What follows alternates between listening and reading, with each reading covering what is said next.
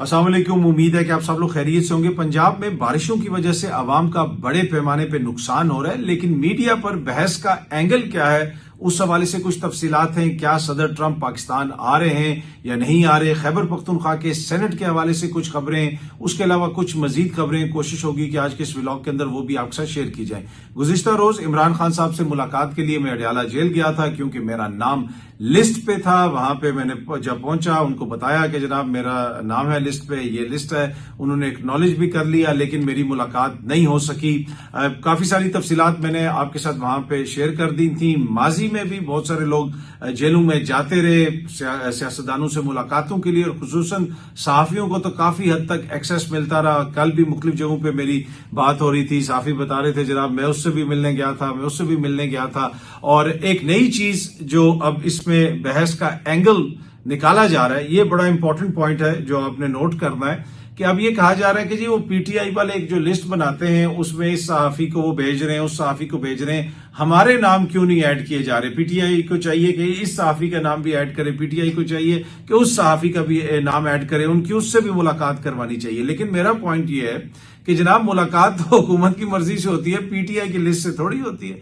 ये जो सहाफी सारे कहते हैं जी हमने भी जाके इमरान खान साहब से मिलना है, पीटीआई वालों को उसका नाम भी ऐड करना चाहिए, उसका नाम भी ऐड करना चाहिए। उन्होंने एक दफा भी क्वेश्चन किया है टीवी पे बैठ के कि जनाब इमरान खान साहब की मुलाकात क्यों नहीं करवाई जाती सहाफियों से? हम तो जाके जरदारी साहब से भी मिलते थे, हम तो जाके मियां साहब से भी मिलते थे, हम तो जाके जावेद हाशमी साहब से भी मिलते थे, लेकिन हुकूमत जो है वो मुलाकात नहीं करवा रही। और फिर बड़ा वो जिसे कहते हैं सटनली, हाँ वो इमरान खान साहब के मामला दरअसल इस्टेब्लिशमेंट के साथ ठीक नहीं है, तो वो इस्टेब्लिशमेंट इमरान खान साहब की मुलाकात नहीं करवाना चाहती। भाई आपने एक दफा भी जिक्र किया कि पंजाब में हुकूमत किसकी है, वफाक में हुकूमत किसकी है? जब इमरान खान साहब की हुकूमत थी, मियां साहब के भी इस्टेब्लिशमेंट से ताल्लुकात बेहतर नहीं थे, लेकिन उस दौर में तो आप हर चीज कहते थे कि इमरान खान साहब कर रहे हैं। लेकिन अब आप एक दफा भी बिलावल का नाम नहीं लेते, अब आप एक दफा भी नवाज शरीफ साहब का नाम नहीं लेते, अब तो आप एक दफा भी मरियम बीबी का नाम नहीं लेते। तो बड़ा क्लेवरली उनको फुल कुशन देते हैं ये, जिनके हवाले से ये कहते थे कि जनाब के ये आएंगे तो मुल्क में हकीकी जमहूरियत नाफिज होगी। अब हालत यह है कि नवाज शरीफ साहब को बहुत बड़ा स्टेट्समैन बना के ये पोर्ट्रे करते हैं। नबील गबोल साहब ने उस दिन ARY न्यूज पे गुफ्तगू करते हुए कहा कि नवाज शरीफ साहब अपनी सीट हारे हुए थे। जब वो अपनी सीट हारे तो उसके बाद उन्होंने कहा कि जनाब हमने हुकूमत नहीं बनानी। ये सामने आप देख सकते हैं, बाकायदा ARY को इंटरव्यू देते हुए उन्होंने ये बात कही। अब नवाज शरीफ साहब जिस सीट से हारे हुए हैं उस सीट से जीता हुआ कौन है? मुबैना तौर पे अब मामला तो जाएगा ट्रिब्यूनल में, गालिबन गया हुआ है। अगर वहां से कोई फैसला आएगा तो आप हतमी राय काम कर सकते हैं।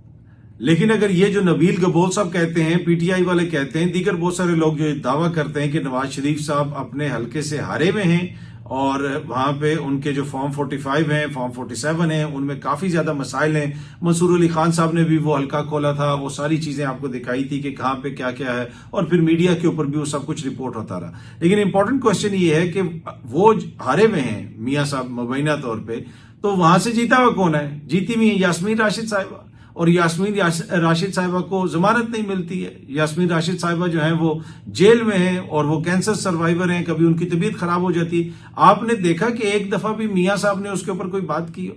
बल्कि कुछ लोग तो ये कहते हैं कि अगर यास्मीन राशिद साहिबा को जमानत मिल जाती है तो वो अपना केस परसू करेंगी कि मैं इस हल्के में जीती हुई हूं।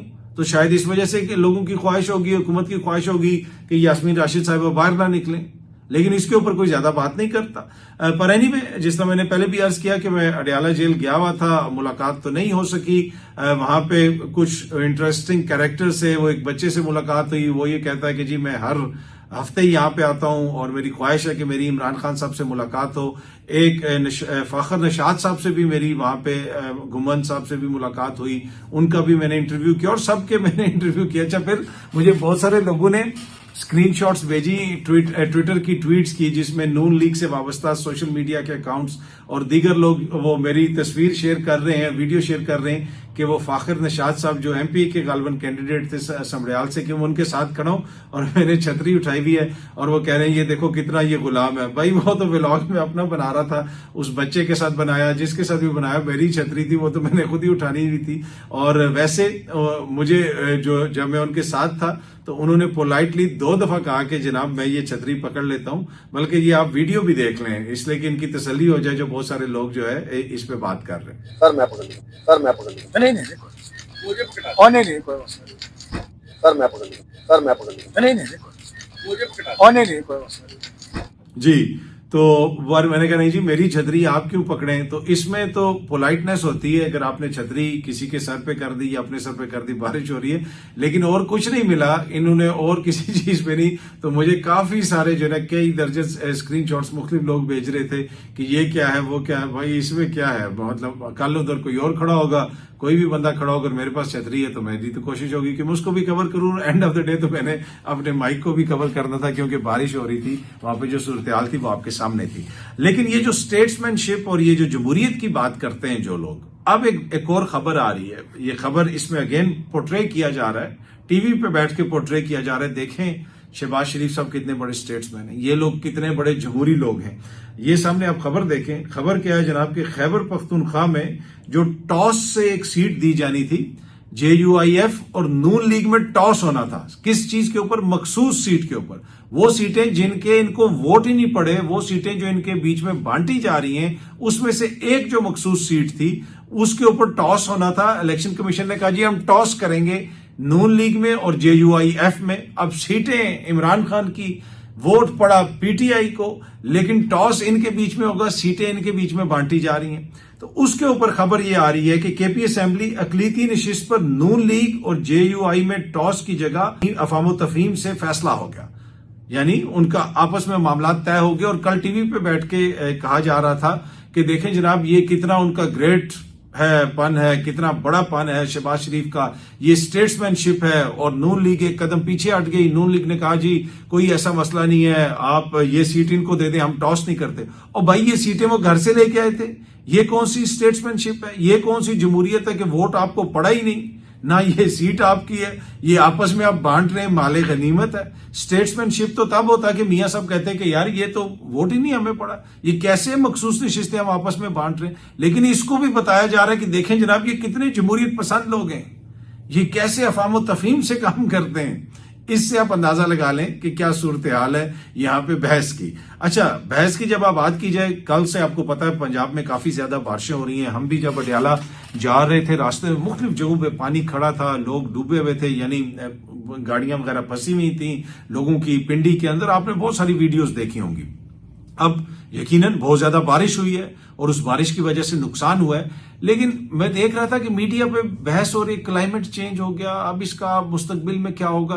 कहीं पे भी किसी ने ये बात नहीं की कि इसमें हुकूमत की कितनी नाअहली है, पंजाब हुकूमत की कितनी नाअहली है, पानी क्यों जगह जगह खड़ा हो रहा है, क्या सीवरेज का सिस्टम खराब है, क्या यहाँ पे लोगों को पहले वार्निंग नहीं दी जानी चाहिए थी। इतना बड़ा सूबा है, इतने बड़े बड़े इश्तिहारात लगते हैं, इतनी बड़ी बड़ी तस्वीरें लगती हैं, हर दूसरा प्रोजेक्ट जो है वो मरियम बीबी के नाम का होता है। ये सैलाब जो है बस उसमें मरियम बीबी का नाम ना है। भाई ये जो सैलाब आया ये किसी दरिया में तो नहीं आया, बारिश आ रही थी यहाँ पे। पहले क्या लोगों को वार्न करना हुकूमत की जिम्मेदारी नहीं थी? अब ये मैं बिल्कुल मानता हूं कि बारिश जो है वो ज्यादा हुई है और जिसकी वजह से नुकसान भी हो रहा है, लेकिन हुकूमतें पहले लोगों को वार्निंग देती हैं, बताती हैं कि जनाब चीजों को अपने मूव कर लें, ये कर लें, वो कर लें। कितनी वार्निंग दी गई। फिर ये भी कहा गया कि क्लाउड बर्स्ट हो गया, क्लाउड फट गया, एकदम से बादल फट गए, इस वजह से इतनी ज्यादा बारिश हुई है। BBC भी इसको कवर कर रहा है। पंजाब में शदीद बारिशों के बायस कम अज कम 63 अफराद हलाक। क्या चकवाल में रिकॉर्ड बारिशों की वजह वाकई क्लाउड बर्स्ट था? ऐसी कोई बात नहीं है जी, बारिश ज्यादा हुई है लेकिन क्लाउड वगैरह कोई वहां पे बर्स्ट नहीं हुआ। ये मूनसून की शदीद बारिशें थी। अब आज से बारिशों का सिलसिला कहा जा रहा है खत्म होगा, लेकिन 21 जुलाई से दोबारा शुरू हो जाएगा। तो इसमें कहीं ना कहीं हुकूमत की कोताही भी है। हुकूमत को पहले लोगों को वार्न करना चाहिए था।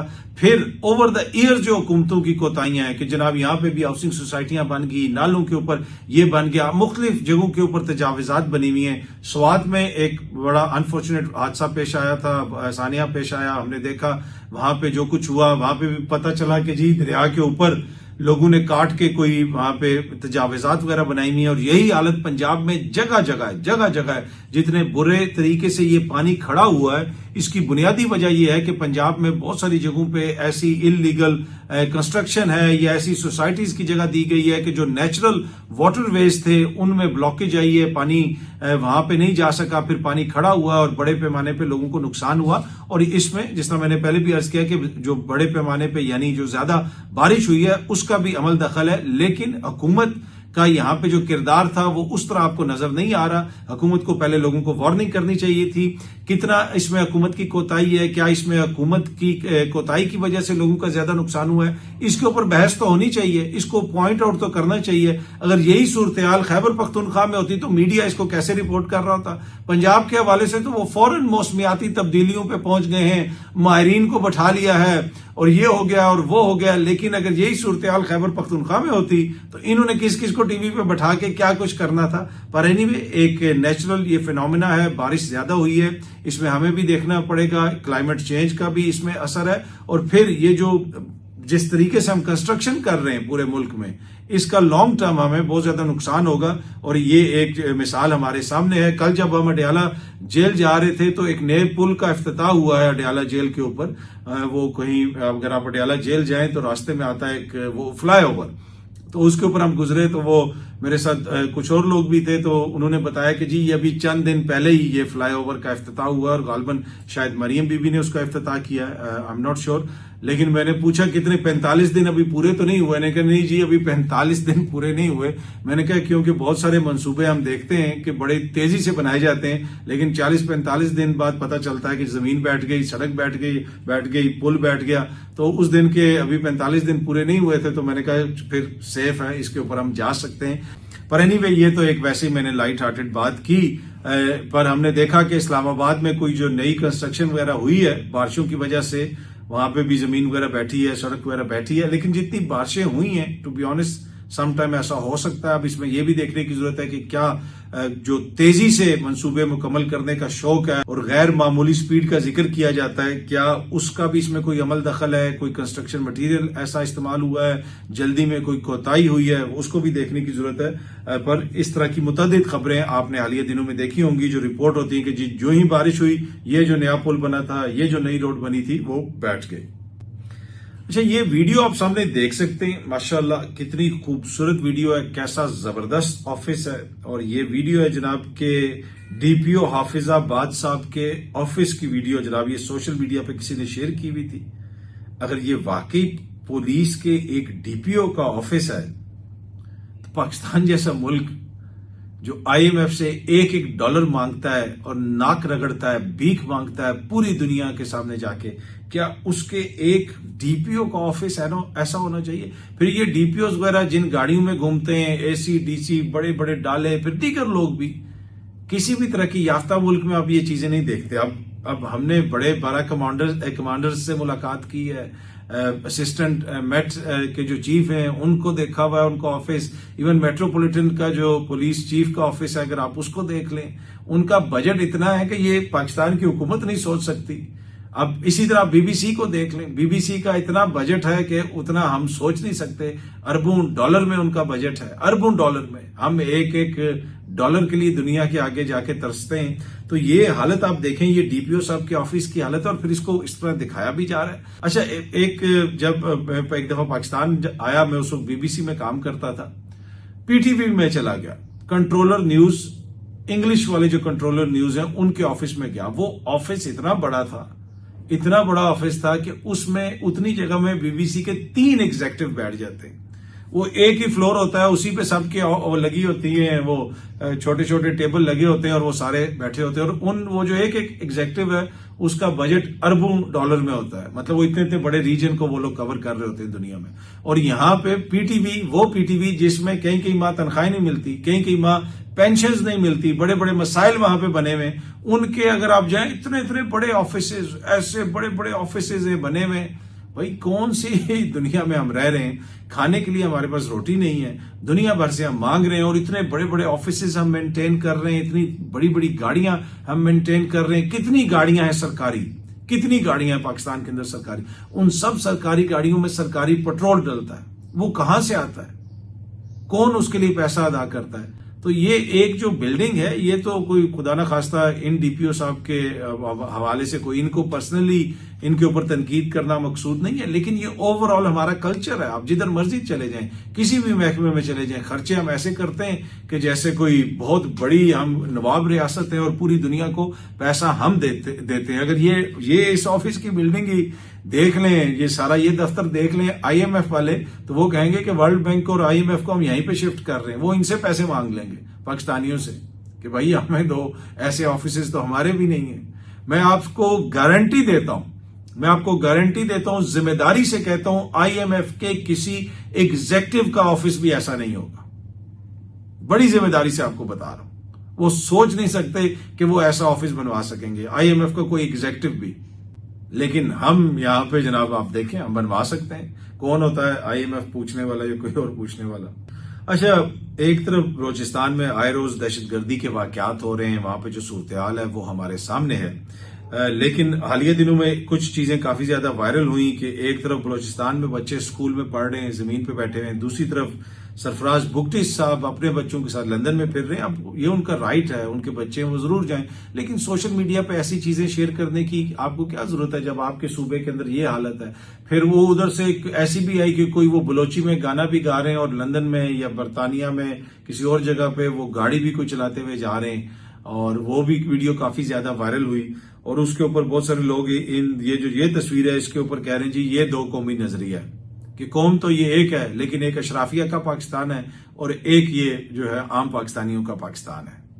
सदर ट्रंप साहब क्या पाकिस्तान विजिट कर रहे हैं या विजिट नहीं कर रहे, इस हवाले से कल से खबरें आ रही हैं। पाकिस्तानी न्यूज चैनल्स ने, सहाफियों ने खबरें दी इस तरह की, और उसके बाद फिर बैनुल अक़वामी मीडिया ने भी पाकिस्तान को कोट किया कि जी पाकिस्तान के चैनल्स ये बता रहे हैं कि सदर ट्रंप साहब आ रहे हैं। लेकिन अब व्हाइट हाउस ने इसको डिनाई किया है। उन्होंने कहा कि ट्रंप साहब का कोई स्केड्यूल नहीं है विजिट पाकिस्तान के लिए एट दिस टाइम। अब मैं भी फॉरेन ऑफिस की जो सोर्सेज हैं, एक दो रिपोर्टर्स से मेरी बात हुई, वो भी यही कह रहे हैं कि जी फॉरेन ऑफिस वाले दोस्त बता रहे हैं कि फिलहाल तो कोई ऐसा प्रोग्राम नहीं है, लेकिन अगर ट्रंप इंडिया आते हैं तो हो सकता है कि वो पाकिस्तान का भी चक्कर लगा लें, पर फिलहाल कंफर्म नहीं है। लेकिन जो इंडिपेंडेंट ने खबर लगाई हुई है, बरतानवी अखबार ने, उसमें उन्होंने लिखा हुआ हेडलाइन है, Trump to visit Pakistan before India after Islamabad backs him for Nobel peace prize.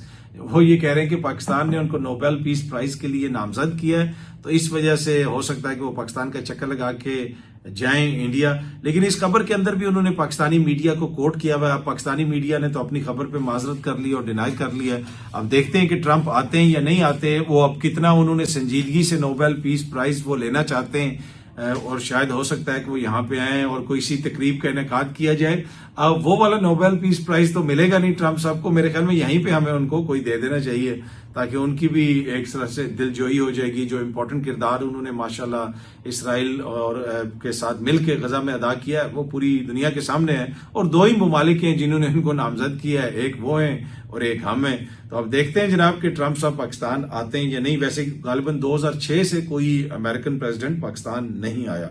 सदर ट्रंप साहब की सेहत के हवाले से भी तहफ़्फ़ुज़ात का इजहार किया जा रहा है। उनकी कोई वेन्स की उनकी कोई बीमारी है, उसके ऊपर बाकायदा व्हाइट हाउस ने एक प्रेस रिलीज जारी की है, प्रेस ब्रीफिंग भी दी है। उनकी टांगों में नीचे कोई, जिसे आपका टखने के पास सोजन वगैरह भी थी और हाथ पे कोई निशान भी था, जिसको मेकअप से कवर करने की कोशिश की गई। मीडिया ने उसको पॉइंट आउट किया, फिर उसके ऊपर बाकायदा प्रेस ब्रीफिंग दी गई है। अब यहाँ पे भी हमारे बहुत सारे हुक्मरान बीमार होते हैं और वो चले जाते हैं, किधर चले जाते हैं, कभी वो इंग्लैंड चले जाते हैं, कभी वो किसी और जगह चले जाते हैं, लेकिन कोई उस तरह ज्यादा ऑफिशियल ब्रीफिंग वगैरह नहीं दी जाती। मुझे याद है जब मियां साहब का हार्ले स्ट्रीट क्लिनिक में इलाज हो रहा था, उस वक्त वो वजीर आजम थे और एक SSP रैंक का ऑफिसर उनके साथ सिक्योरिटी के लिए वहां पे मौजूद था, दीगर लोग भी मौजूद थे, लेकिन उनकी फैमिली मेंबर्स बाहर आते थे, फैमिली वाले बात करते थे। और मैं ये सोचता था कि एक जोहरी ताकत का वजीर आजम यहाँ पे आया हुआ है, इसके ऊपर तो हुकूमत को ऑन करना चाहिए। कोई भी स्टेटमेंट आए, सफारत खाने को उससे डील करना चाहिए। लेकिन उनके बेटे बाहर निकलते थे, वो बात करते थे, कोई और बंदा आता था वो बात करता था। मैं खुद उस वक्त BBC में था, मैंने जाके वहां से रिपोर्ट किया हार्ले स्ट्रीट क्लिनिक से, और मेरे लिए वो बात बहुत बाइसे हैरत थी कि पाकिस्तान का वजीर आजम है, ये कोई आम बंदा तो नहीं है। मैं अगर बीमार हूं तो मेरी फैमिली मुझे उठा के कहीं पे भी ले जाए, लेकिन मुल्क का वजीर आजम है, वो रियासत ने फैसले करने होते हैं। लेकिन वो उधर लग रहा है यही था कि बस वो पर्सनल कैपेसिटी में फैमिली डिसीजंस कर रही है कि इनको इधर लेके जाना है, इनको उधर लेके जाना है, और रियासत का अमल दखल और हुकूमती लेवल के ऊपर उस तरह अमल दखल हमें जहां पे कोई भी डिसीजन लेना था, कोई भी फैसला करना था, वो उस तरह में नजर नहीं आ रहा था। और बाहर आके जो भी ब्रीफिंग वगैरह दी जाती थी वो फैमिली मेंबरान की जानिब से दी जाती थी। अब ट्रंप को बीमारी हुई है और ट्रंप का ये इशू है, तो ये नहीं कि ट्रंप के बेटे आ गए और उन्होंने आके खड़े होकर कहा जी हमारा ये वो ब्रीफिंग दे रहे हैं। नहीं, सरकारी सतह पे ब्रीफिंग दी गई और दुनिया भर में जो एक वर्किंग रियासत होती है, जो महज़ूब मुआशरे होते हैं, उनमें जो हुक्मरान होते हैं, जब आप अवामी पैसे से ये सब कुछ कर रहे हो, दुनिया भर में घूम फिर रहे हो, अवामी पैसे के आप रखवाले हो, अवामी मैंडेट आपको मिला हो, तो फिर आप रियासत के नुमाइंदे होते हैं और रियासत आपके मामलात को देखती है। ये नहीं हो सकता कि आपको रात को बीमारी हो तो दिल करे जो गाड़ी में डालो तो चकवाल ले जाओ, चकवाल से तो पिंडी ले जाओ, ऐसा नहीं होता। वो डिफरेंट तरीके से चीजों को डील किया जाता है और यही चीज इस ट्रंप के मामले में हमने देखी है। लेकिन यहां पे हमारे जब भी कोई हुक्मरान बीमार होता है, वो अचानक पता चलता है जी वो बाहर चला गया, कोई पता नहीं क्या हुआ, कैसे हुआ, क्यों हुआ, कब ठीक होंगे, कोई उस पर उस तरह ब्रीफिंग वगैरह नहीं दी जाती। अच्छा, यहाँ पे पाकिस्तान में खुद को जमहूरियत पसंद कहने वाले बहुत सारे लोग जो हैं, अब आजकल उनको पाकिस्तान की, बल्कि काफी सालों से पाकिस्तान की यूथ से बड़ा मसला है जी, ये क्या है वो है, उनके हवाले से बड़ा गलीज किस्म का लफ्ज भी इस्तेमाल करते हैं और अचानक उनकी जमहूरियत खत्म हो जाती है। कहते हैं जी ये यूथ जो है वो ये पागल हो गई है, ये हो गया है, इन्होंने वोट इधर कर दिया, वो कर दिया। ऑल्दो कि दुनिया में लोग इसको बड़ा ब्लेसिंग समझते हैं कि जो आपकी यूथ है वो पॉलिटिकल प्रोसेस का हिस्सा बने, वो इसमें स्टेक होल्डर बने, उससे मुल्क मजबूत होते हैं, उससे सोसाइटीज मजबूत होती हैं। ये बच्चे समझते हैं, नौजवान समझते हैं कि हमारी यहाँ पे स्टेक है, इस मुल्क को हमने बेहतर करना है। और यही चीज को मद्देनजर रखते हुए अब बरतानिया की हुकूमत ने कहा है कि 16 साल का बच्चा भी वोट डाल सकेगा। वो यूथ को इनकरेज करना चाहते हैं कि यूथ है, उनको पता है कि ये जितने टैक्स सेवी हैं, ये दुनिया भर से चीजें देखते हैं, ये टिकटॉक देखते हैं, ये दीगर चीजें देखते हैं, इनको पता है ये राइट डिसीजन करेंगे। उधर कोई बैठ के टीवी पे दानिश्वर ये नहीं कहता जनाब ये ऐसे हैं और वैसे हैं और इस तरह की ट्वीट्स नहीं करते, वो यूथ को इन्वॉल्व करना चाहते हैं। और इसी वजह से बरतानिया जो दुनिया की, जिसे आप कहा जा सकता है मदर ऑफ ऑल डेमोक्रेसीज भी आप उसे कहते हैं, बरतानवी पार्लियामेंट के हवाले से कहा जाता है कि दुनिया भर में जो पार्लिमानी निजाम है उसमें एक उसकी मुनफरिद पोजीशन है। बरतानवी पार्लियामेंट इतनी पावरफुल है, लोगों का वोट इतना पावरफुल है कि वो कुछ भी करार दे सकते हैं। बस वो ये नहीं कह सकते कि जनाब किसी की रंगत नहीं चेंज कर सकते, इस किस्म की मिसाल दी जाती है, लेकिन बाकी तमाम कानून वो पास कर सकते हैं। कोई रिटन कॉन्स्टिट्यूशन नहीं है, तमाम वहां पे आईनी रवायात हैं। हुकूमत का जो दिल चाहता है, जिसकी वहां पे मेजोरिटी होती है, बरतानवी पार्लियामेंट चाहे तो वो कोई भी कानून बना सकती है।